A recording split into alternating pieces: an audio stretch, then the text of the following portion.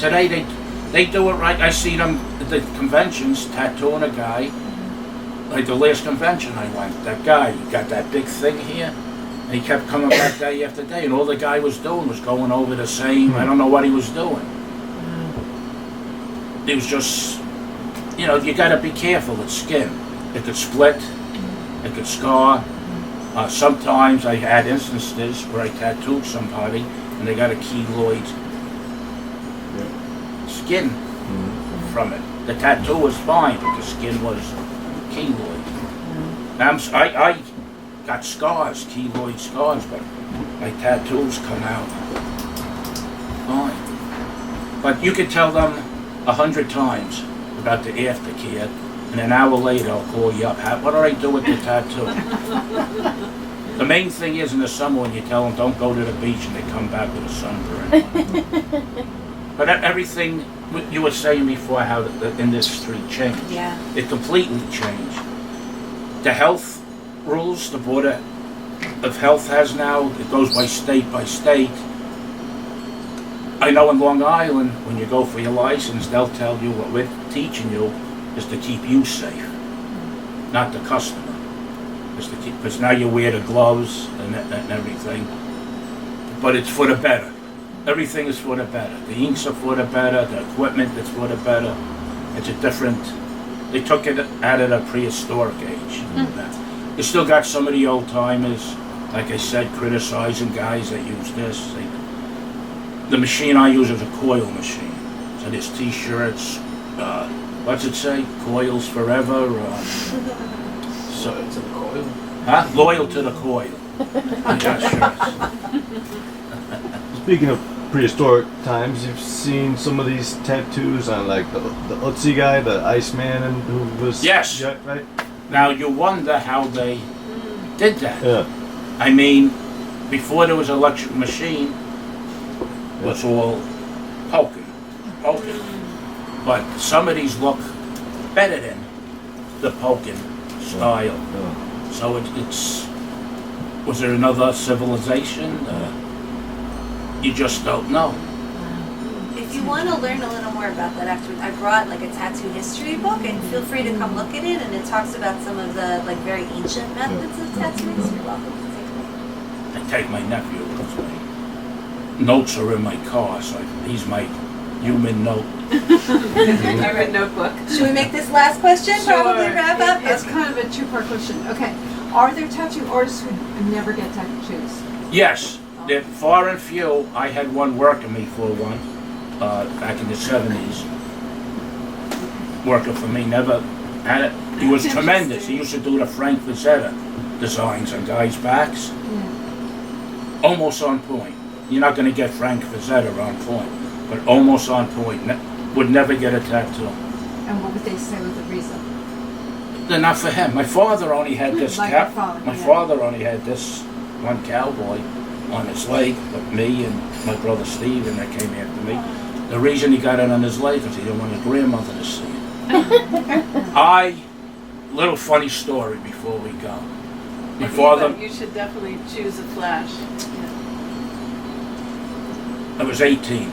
All my friends are getting tattooed at 17 at my father's. This made me wait till he's 18. I got this bird and rose. He picked it out. He said, it's this or nothing. So, it was another shop that opened up, Dave and Fly. I don't know if you ever heard of Jerry Fly. But anyway, Dave and Flies. And they opened up about a year after I got that one. And I went in to get one. As my father said, you got your tattoo. Now, as long as you live here in my house, you can't get any more. So I went there, and I says, I want to get a tattoo. What, I don't want your father and uncle down here. They'll throw me and Fly out the window, this and that. Finally, they re-entered. I got a little butterfly. I went to Florida with my father to the beach. He never saw it.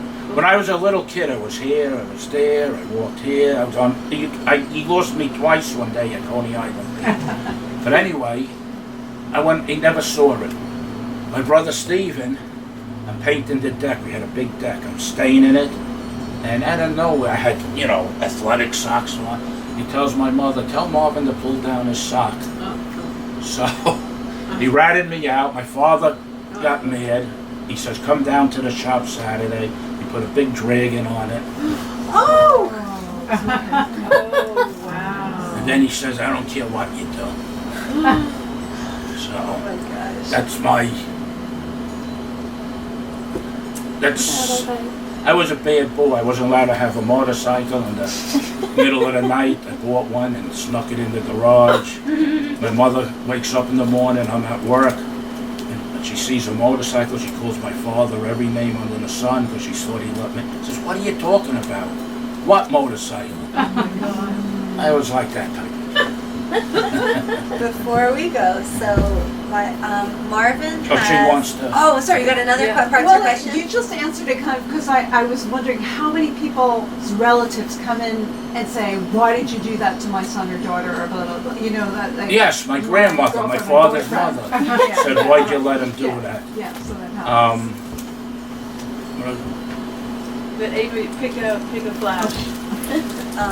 I got a million stories. And actually, if you want to hear more stories, what a good segue.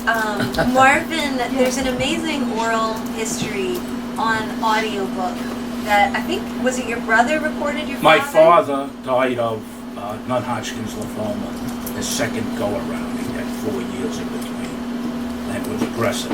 So my brother, my baby brother, I'm 17 years older than that, had the idea. He bought all this recording equipment, and he interviewed my father, all his stories, and then he went to Mike McCabe. You ever hear of Mike McCabe? He wrote that book, An Oral History. Wrote this book. That book. Every tattoo, this is about all the 1950s tattooers. There's about 13 of them that were still alive. My father's ever, they're all gone now. That's why I call myself the last man. So Marvin, we don't have these in the shop, but you can get them. You get them through my Instagram, which is Moskowitz Marvin, backwards. And it's called The Last of the Bowery Scad Boy, Merchants. I have a website. What's the website? BoweryTattoo.com. They're $30 each plus $5 And it's shipping. free It's investment. 2 discs. It's an audio book. If you still have disc players, I just got a car, no disc player. So now I got to pay for some Sirius radio. It's 2 discs and it has a 22-page booklet under the front cover. If you're interested, that book, Off the Walls of S&W, Yeah. is on my Yeah. Bowery.com. I had cards, but I can't get my head together. Yeah, and that oral history was so helpful to me. That when was very helpful. When I was writing my novel, I listened to I have her first draft. I wanted to bring it to get it signed. Oh, But I forgot. I got my 85-year-old mom with me, so it's hard to get ready and stuff. I'll sign your paperback. So my paperback is coming out June 20th, and the hardcover's already out, and you guys probably have 11,000 copies of them. No, we do have some hardcovers of June's really wonderful book, and June is going to be with us again next in early July when we have the paperback. We're going to have the Oh. sidewalk signing. You wanted a Moby-Dick story. Yeah. I stayed up last night at 12 o'clock researching Melville, Yeah. Henry Melville, is that his name? Herman. Yeah. Herman Melville, because a couple of years ago, they're always trying to try to prove my father and uncle didn't have the first tattoo shop on Long Island. So Melville came from New York City. That's right. Yeah, He yeah. came from Long Island and New York City, and the thing was that Melville must have seen tattooing done in New York City for that character, Quick, Quick. Yeah. which he must have named it after the town coming up here or something. That's how he got the thing for the tattooing. The truth is, he worked on whaling ships. He went to the Yeah. French Polynesia, Yeah. and that's where he saw that type of tattooing. Right. Another thing is, the first, who was the first guy? O'Reilly? What did he was- Samuel. First tattoo shop, Yeah. Martin Hildebrand. Oh, this guy Hildebrand had the first tattoo shop in New York City. It's documented. About what year are we talking? Well, it came out, I think, 20 to 30 years after Moby-Dick was. Okay, so Published. 1870. So that kills the theory that he saw somebody in New York I love tattooing. it. Gotcha. Right. That's my Moby-Dick Thank story. you for that. That's very, very good. This has been really so fascinating and just the tip of the iceberg, I guess. Yes. The tip of the needle, I'm not sure. One of these days I want to combine all the stories my father told Yeah. me, my uncle told to me, my two uncles, my grandfather. I only had You gotta vague do that. memories. I was 7 when he passed away. And my personal stories, like the time I went to see a friend of mine who was a prize fighter, ended up having 25 professional boxing matches. I went to see his second or third pro fight, and I ended up fighting a professional fight. Or how I jumped out of an airplane, parachuted. I'll tell just this story. We're all done, right? Yeah, I just want to give you a super duper, both of you, round of applause No. and thanks to my audience. But you guys can hang out You can and mingle. talk some It's more. a mingle. Let me Thank just you tell so this much. one story. Yeah. Okay. When I got divorced, I moved to California. My daughter would live with me 10 weeks in the summer. So I guess she must have been about 10 when I sent her home this one summer. I was going skydiving. And I said, Alyssa, don't you dare tell my mother or father what I'm doing. Now they got her every other weekend. I sent her home, they have her, they're walking at Sunken Meadow State Park on the boardwalk. And out of nowhere she says, oh, my father's going skydiving today. So my father says, I don't think you know what you're talking about. She says, Grandpa, he's jumping out of an airplane. I get home, there's a message from my mother. It says, you don't have to see a therapist anymore. I know your problem. You want to kill your mother.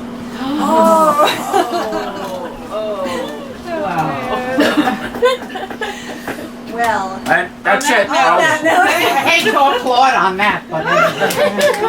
It was fun. Thank